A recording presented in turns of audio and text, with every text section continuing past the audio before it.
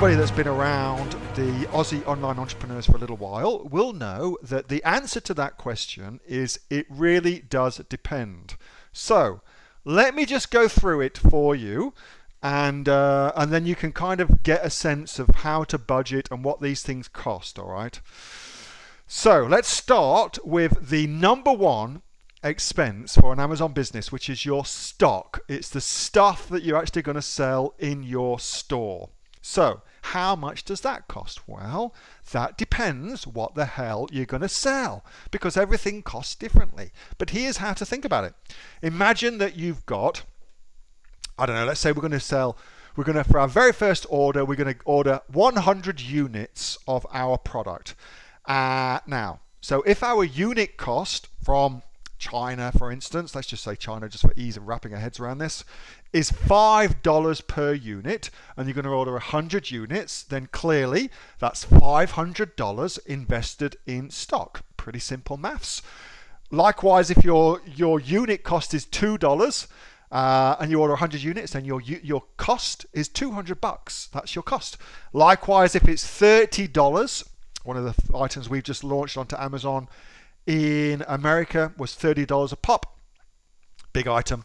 100 units of that is $3,000. So depends what you're going to sell. Clearly that makes a difference to how much that biggest chunk is going to cost you. Then next up, got things like a trademark. Do you need a trademark? Well, I've got Kate's son on the call tonight, and I know that Kate will probably disagree with me on this. And there's two ways of looking at this. So let me give you the Neil way of looking at it, and then I'm going to give you the different way of looking at it. And either way is valid, I believe. So the Neil way of looking at it is this. When you're first starting, you don't know if the product that you have chosen is going to sell. You don't know that yet. And so what I do is I wait until I have got evidence that what I am selling sells. And so I don't trademark my brand until I hit, like, I don't know, $5,000 a month in sales, because at that point I can say to myself, the business works, I've chosen properly, now I can trademark my brand for it. So that's one way of looking at it. Now there's another way of looking at it which is equally valid, and that is start as you mean to go on. Because without a trademark, you cannot go into brand registry, for instance, which has consistently shown through something called enhanced brand content to increase sales by about 10%. So, and it takes between 6 and 9 months, depending on which country you get your trademark in, before you actually are registered, your mark is registered, and then you can apply for brand registry. So there's a good argument to be made to get that process started ASAP. And so I'm going to say it comes down to money. That's what I think is probably the best thing for me to do. Comes down to money. If you've got the funds to get your trademark started now, it makes a ton of sense to do that. If you don't have the funds to get your trademark started now, then wait until you've hit like $5,000 a month in sales, and that's probably a great thing for you to do. So horses for courses, that's two different ways of looking at it, depending on your own budget, depends on how much money you've got for it. What else is involved with Amazon business? Well, you've got freight costs. So that's the cost of getting your product from, let's say, China into Australia, for instance. So how much is that going to cost? Well, you'll be delighted to know that also depends. How big is your product? How heavy is your product? They're the two factors associated with costs for freight. Also, are you going to get it into Australia via air freight versus sea freight? Sea freight, a lot cheaper than air freight, but also a lot slower. Or are you going to freight your product? Are you going to source your product domestically from here in Australia, in which case your freight costs are going to be much, much lower. So all those different things need to be taken into consideration. I don't know what it's going to cost you in that. Depends what you order. Depends how much of it you order. Depends where you order it from. Depends. Probably seeing a bit of a pattern here. Talking of patterns, let's talk about packaging. Packaging is another very, very important component for some Amazon products. Why do I say some? Well, it depends what the hell you're selling. If you're selling a product that is designed to be given as a gift, then your packaging is commensurately much, much more important. If you're selling a product that is more of a utilitarian style product, then packaging is not so important. If you're trying to sell a product that is a high end and you're positioning it at the high end of the marketplace, packaging again, very, very important. If you're trying to sell a product based on the price and price alone, bad idea, then packaging is not so important. So it depends. Your packaging can be incredibly important or can be of zero importance, all right? Can be of zero importance. What else? Samples. Samples is a cost in your business. You typically would get 3 samples for the product you're thinking of selling from 3 different manufacturers or factories. How much does that cost? Well, from China, typically they will air freight it over to you. So air freight depends on how big something is and how heavy something is. So that will dictate the cost of your freight. A quick and easy way to save money is to get all your products sent somewhere like Sample Checkers or China Division. Get them sent to one of those 2 companies from China, and then they will consolidate those samples for you and then ship them to you. So you'll save yourself $100, $150 that way. Very, very simple to do. What else? Amazon PPC is a possible expense. Do you need Amazon PPC? Well, it really does depend. Depends which marketplace you're selling into. Depends what niche you're selling into. Depends how competitive that niche is. Depends how much time and care you have taken to differentiate your product and make it unique. Depends. Typically, it is much, much easier to launch a product into Australia than it is to launch a product into the USA.